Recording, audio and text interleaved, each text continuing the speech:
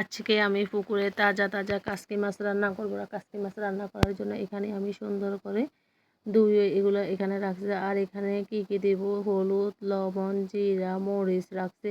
আর পেঁয়াজ কুচি, কাঁচামরিচ, টমেটো, রসুন বাটা সব কী কী উপকরণগুলো রাখছি আজকে আমি হাতে মাখিয়ে সবগুলো উপকরণ দিয়ে কাসকি মাছ রান্না করব। কাসকি মাছ রান্না করার জন্য প্রথমে আমি দিয়ে দিলাম আপনার সরিষার তেল। সরিষার তেল দিয়ে রান্না করলে মজা এটাই আলাদা। আসসালামু আলাইকুম, আপনারা সবাই কেমন আছেন? আলহামদুলিল্লাহ আমিও ভালো আছি। আপনারা যদি আমার পেজে নতুন হয়ে থাকেন লাইক কমেন্ট করবেন আর একটা সাবস্ক্রাইব করে পাশে থাকবেন। এখানে আমি দিয়ে দিলাম আপনার মশলাগুলো সবগুলো দিয়ে দিলাম। এরপর স্বাদ অনুযায়ী লবণ দিয়ে দিয়েছি আর দিয়ে দিব এখন পেঁয়াজ কুচিগুলো সুন্দর করে আমি কুচাই রাখছি এগুলো দিয়ে দিলাম সবগুলো দিয়ে দেওয়ার পরে কাঁচামরিচ দিব।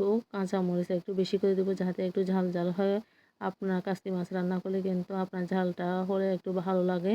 আর দিয়ে দিলাম টমেটো কুচি, টমেটোগুলো সুন্দর সব উপকরণগুলো আমি কিন্তু এখানে দিয়ে দেবো বেশ সুন্দর করে হাতে মাখিয়ে নেব। হাতে মাখা রান্নাটা কিন্তু আপনার মজাই আলাদা। আপনারা বিশেষ করে কাসকি মাছগুলো হাতে মাখিয়ে রান্না করলে কিন্তু অনেক মজা হয়। সবগুলো কাসকি মাছকে আমি সুন্দর করে মেখে ঝুঁকে নিতেছি যাতে ভালো করে মশলাটা মাছের সাথে মিক্স হয়ে যায়। মাছের সাথে মিক্স হলে কিন্তু খাইতে ভালো লাগবে আর মশলার কাঁচা গন্ধটা কিন্তু লাগবে না। আমি এদিক সেদিকে আমার এখানে কিন্তু কাসকি মাছ কিন্তু অনেকগুলো, এগুলো একবার পুকুরে তরতাজা মাছ। আর সামান্য পরিমাণ আমি হাত চুবিয়ে পানি দিয়ে দেবো। কাসকি মাছ রান্না করতে কিন্তু বেশি পানির প্রয়োজন নেই। আর আমি কাসকি মাছ আজকে রান্না করব আম দিয়ে কিন্তু কাসকি মাছ রান্না করলে অনেক অনেক মজা হয়। আমার আম্মুরা বলতো কাসকি মাছ নাকি একটু আম দিয়ে রান্না করলে একটু টক টক হলে খাইতে কিন্তু অসাধারণ লাগে। এগুলো আমি সুন্দর করে এদিক সেদিক করে আপনার দিয়ে দিতেছি যাতে করে কাসকি মাছগুলো অংশটা। আর এখানে আমি ঢাকনা দিয়ে চুলার উপর দিয়ে দেবো যাতে কিছুক্ষণ অপেক্ষা করব 5 মিনিট কাসকি মাছ হতে। আপনার বেশিক্ষণ কিন্তু সময় লাগে না। একটা ঢাকনাটা উল্টে দেবেন, একটু হয়ে গেছে, বাকি অর্ধেকটা এখনও বাকি রয়েছে। এদিকে আমি একটা কাঁচা আম নিয়েছি হাতে, এটা এখনও কিন্তু চামড়া চিলি নেই। এখানে সুন্দর করে চামড়া ফেলে দিয়ে আর আমগুলো আমি কুচি নিয়েছি। এখন আমি আর মাছগুলো কিন্তু প্রায় অংশ হয়ে গেছে।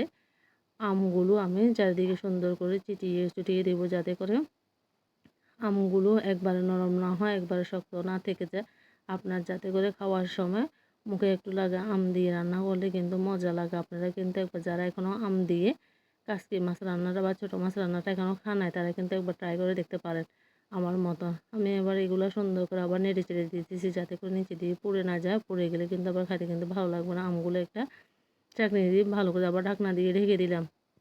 কিছুক্ষণ অপেক্ষা করার পর আমার মাছগুলো কিন্তু একবারে ফাইনালি হয়ে গেছে। কি সুন্দর একটা কালার আসছে, মাশাআল্লাহ, আলহামদুলিল্লাহ।